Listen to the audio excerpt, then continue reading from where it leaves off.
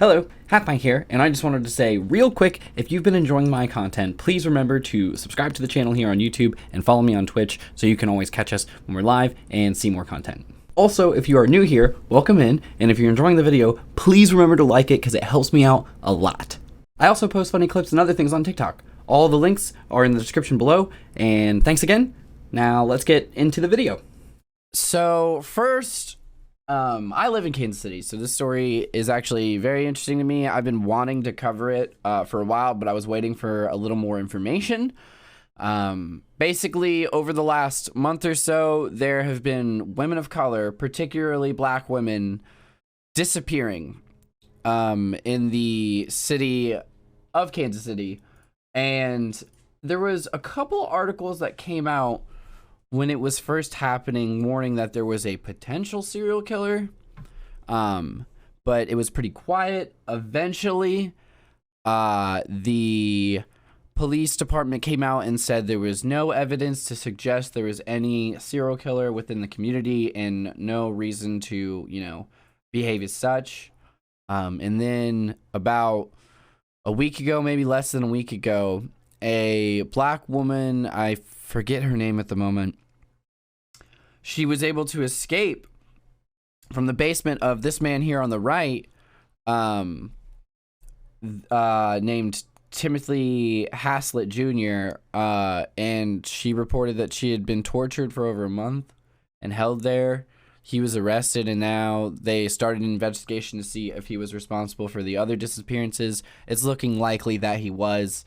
I didn't want to report on it until I saw that there was more information maybe confirming that he was responsible for those other disappearing women. And it looks like this man right here may have contributed in getting this man exposed and arrested, which is great. J.R. Jackson, maybe that's his name. This man right here. But what's incredibly transparently disgusting about the situation is there's only a few possibilities in my mind.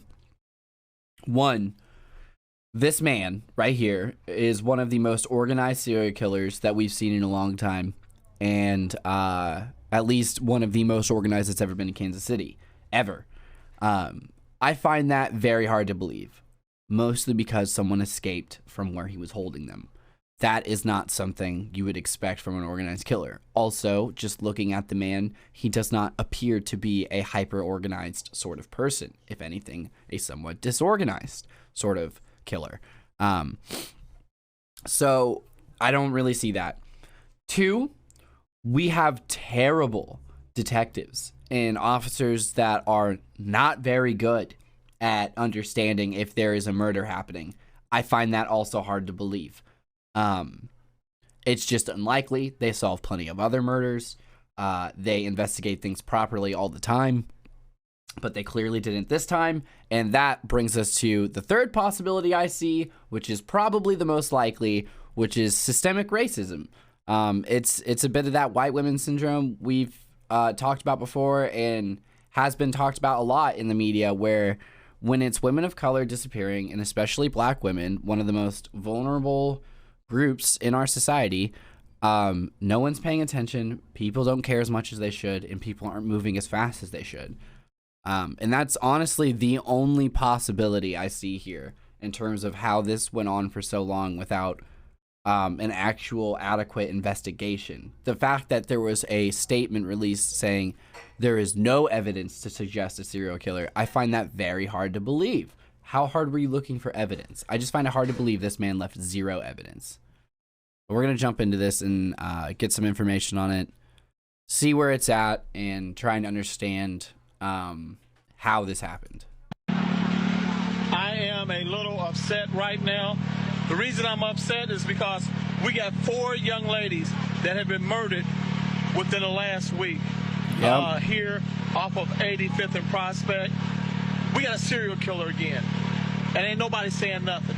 The media's not covering it. We got 3 young ladies that are missing.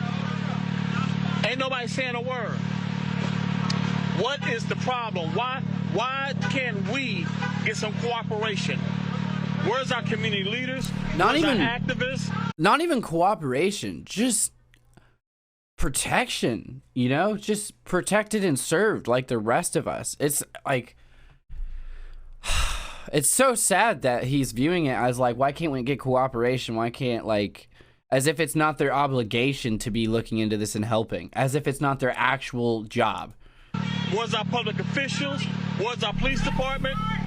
Where is those folks at? In President Gardens. Come on now. We need to start knocking doors. We need to start making sure that this is brought to the light. We cannot continue to let this happen. It was back in September. Bishop Tony Caldwell is a community leader there in the Kansas City area, trying to bring attention to multiple black women that turned up missing, many times not being seen from a particular area. He was trying to bring attention to the Kansas City police in the area. And we're going to see what the response was and actually what ended up happening, because the culprit that was suspected of potentially doing this stuff was caught. But the way he was caught was that one of his victims escaped and told her horrific story. So yeah, with 4 women dead, 3 missing, and people speaking up saying something's wrong. These people are not the people to go missing. There's something happening in our community. It's just a massive failure on the police department's part, and it's like, at best it's a failure, at worst it's targeted racism. I mean, obviously a failure is better than targeted racism, but a failure that catastrophic, I don't know. Trigger warning here for anyone that she was assaulted here. And her story is this. A Missouri woman was held captive in a basement room for about a month, and she was raped repeatedly before she was able to escape. That's according to charging documents filed on Tuesday.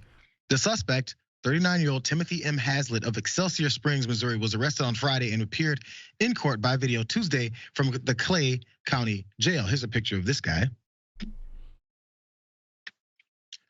Timothy Hazlitt, 39 years old. The victim was found early Friday wearing latex lingerie and a metal collar with what appeared to be a padlock on the front. Oh my so the Kansas City Star reported. The woman told police that she had been picked up in early September, then taken to a home and kept in a small room in the suspect's basement. He kept her restrained in handcuffs on her wrists and ankles. She was able to get free when he took his child to school. The probable cause said all this. The probable cause statement said all this. The woman told police that Hazlitt whipped and raped her frequently. And the Star also reported that since Hazlitt's arrest, police have carried large bags of evidence from the ranch-style home. And they've used a cadaver dog, which can track the missing or the dead, to examine the yard and Hazlitt's truck. Here's where it all was a problem up until this final reveal, where this woman, she knocked on a couple doors, could barely speak. She had lost tons of weight, was looking at death, and was still afraid once someone who was looking to help her decided to call the police, because she said, he's gonna kill me if he finds out that I've escaped and that I'm looking for help. It's a terrifying story. So this is what the police were doing in the up until this point. In mid to late September, the Kansas City Defender published a video of Bishop Tony Caldwell, which we just saw, who's a local Kansas City community leader, and he was one of the many voices in the Black Kansas City community who made reports of numerous murdered and missing Black women. In the video, Caldwell specifically identified that the women who were missing were being taken from an area on Prospect Avenue in Kansas City. And that's the other thing about this, and why it's such a massive failure on the Kansas City Police Department, if not targeted racism, is the fact that all these disappearances, all these situations were happening around a specific area. That immediately points to the fact that it's probably a crime, a series of crimes being committed on a community in a targeted area. Like, it's outrageous to think that this pattern was looked at as anything less than someone making calculated moves against people. Like,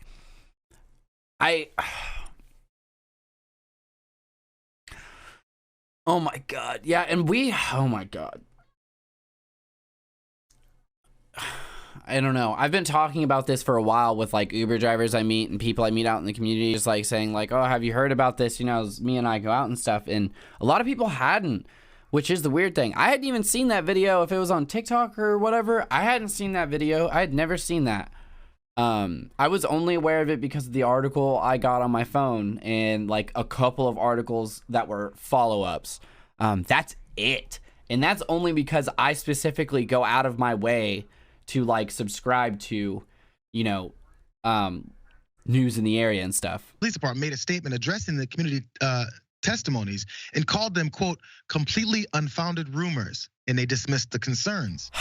Local news outlets followed suit, and in essence, they silenced any ongoing community voices which maintained concern for the missing women. This is what the Kansas City Police said in a statement in response after people were upset about there was outcry from the community over something to be done about this. It said, we are aware of the social media posts circulating regarding the murder of 4 women in Kansas City, Missouri in the past week at the hands of a, quote, serial killer. And the report of 3. So if you're aware of the murder of 4 women, or are you just saying it's a rumor of murder of 4 women? Because if you're aware of murder of 4 women, how is that not a serial killer? This is disgusting. Like, additional women missing. We want to make the public aware that this claim is completely unfounded. There's no basis to support this rumor, they called it. And furthermore, we notify the media anytime we respond to a homicide. There's a daily homicide analysis, which is also posted on our website. There's been 1 female homicide victim in the last 6 weeks, which occurred, and they mentioned where it was. So now that the woman then came out and was found, and all these things that people were saying are potentially happening that they wish the police department would investigate.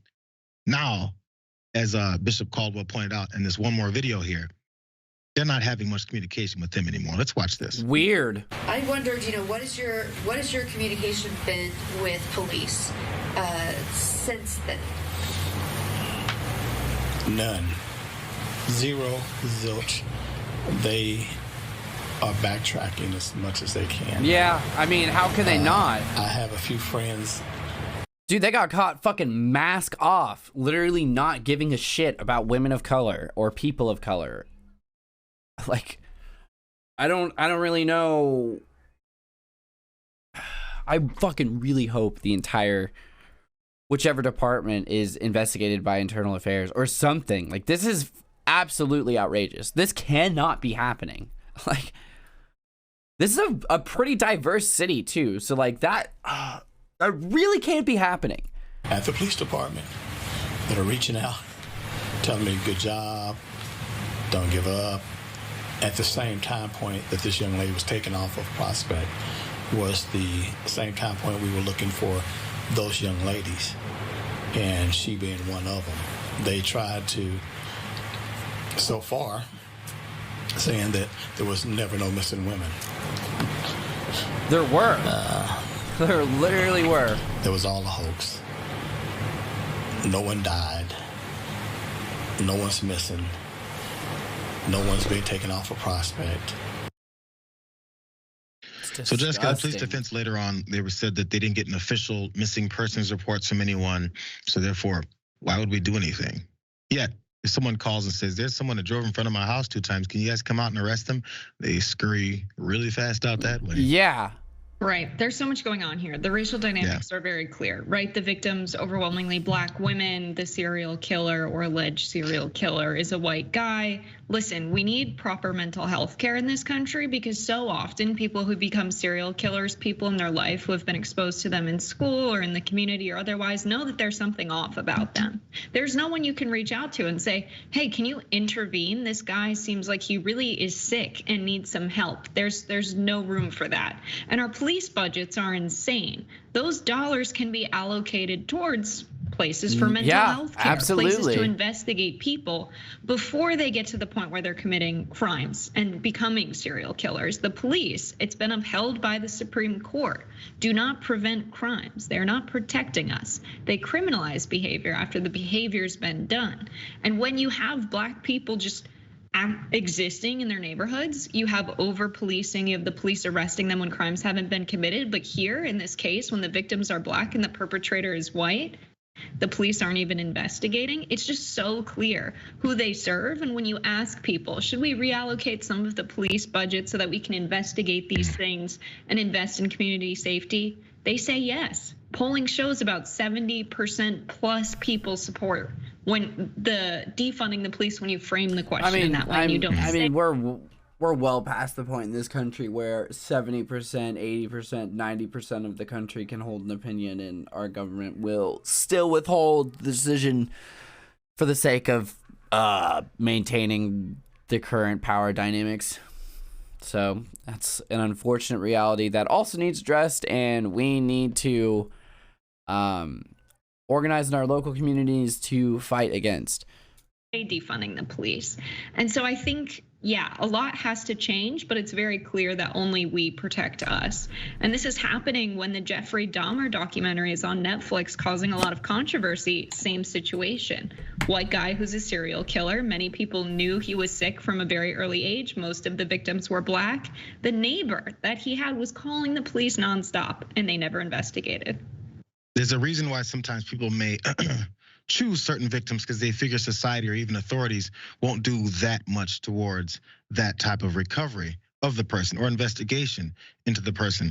It's society based. So the way that people always like to say, crime deterrent, crime deterrent, crime deterrent, whenever you openly don't follow the crime or at least investigate or try and find out where these folks are, or maybe why someone is giving you these hints and tips, then they'll go, oh yeah, I knew the police would react this way. That's why I did. You can't just say like, hey, there's 3 missing women. Haven't gotten any reports. Maybe look into it.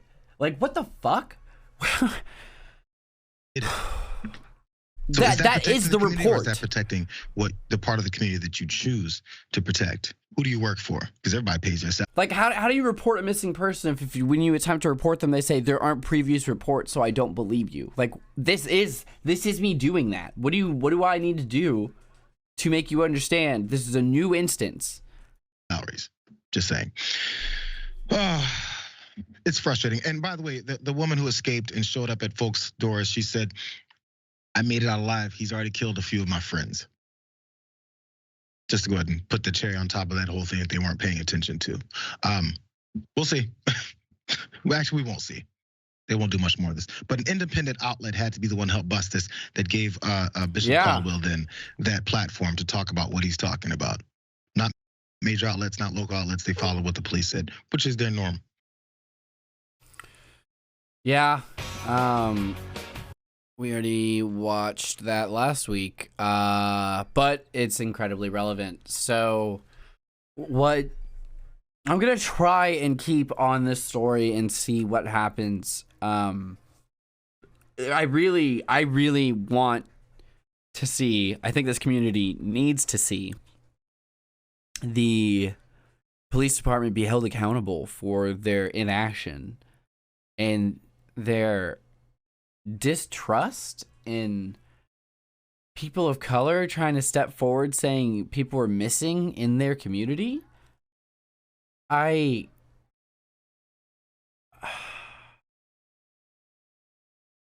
don't know. It's absolutely outrageous. And it sounds like 100% confirmed he did kill other people by the victim. That's straight out of the victim's mouth. No reason to lie.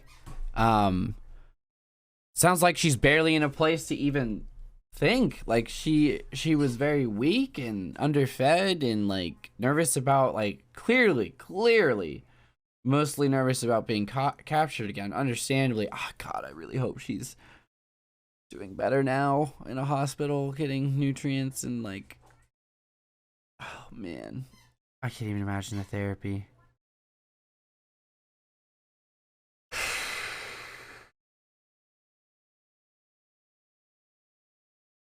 This, like, stuff like this, unfortunately, is happening all over our country, too.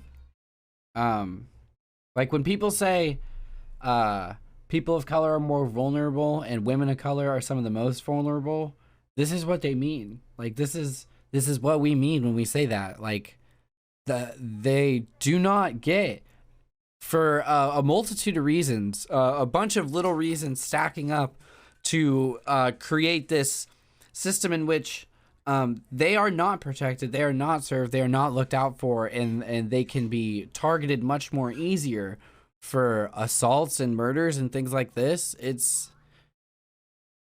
there's no reason, there's absolutely no reason it should be that way.